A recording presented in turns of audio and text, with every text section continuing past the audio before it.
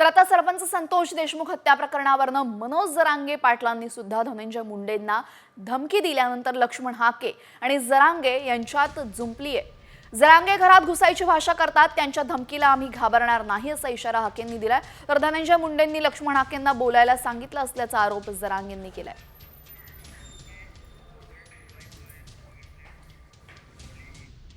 समाज टार्गेट केला जात असेल तर मोर्चाला प्रतिमोर्चानं उत्तर मिळेल आणि आम्ही कायदेशीर मार्गाने लोकशाही मार्गाने आंदोलन करू। आम्ही कोणाला बघून घेऊ, घरात घुसू, अरे जरांगे अरे जरा बघ किती किलो वजन आहे तुझं, अगोदर वाऱ्यानं उडून जाशील तू आणि तू घरात घुसायची भाषा करतो। गेला ना तो काळ, आता कायद्याचा काळ आहे, न्यायाचा काळ आहे। घरात घुसायची भाषा कोणाला धमकी देतो? पाराच्या कट्ट्यावर बसला का हा? त्यामुळे ह्या असल्या गोष्टींना आम्ही घाबरणारे नाही आहोत।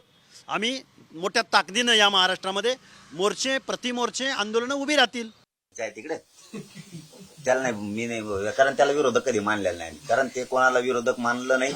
मी त्यांच्या एकाही जातीला नेत्याला बोललो नाही, मग ते वंजारीचे असू द्या, ते धनगराचे असू द्या, माळ्याचे असू द्या, दलित असू द्या, मुस्लिम असू द्या, नाही 18 बगड जातीला मी कधीच दुखवलेलं नाही। आणि ते घुसायचं ते धनंजय मुंडेंनी सांगितलं, त्याला दुसरं काही कामच नाही।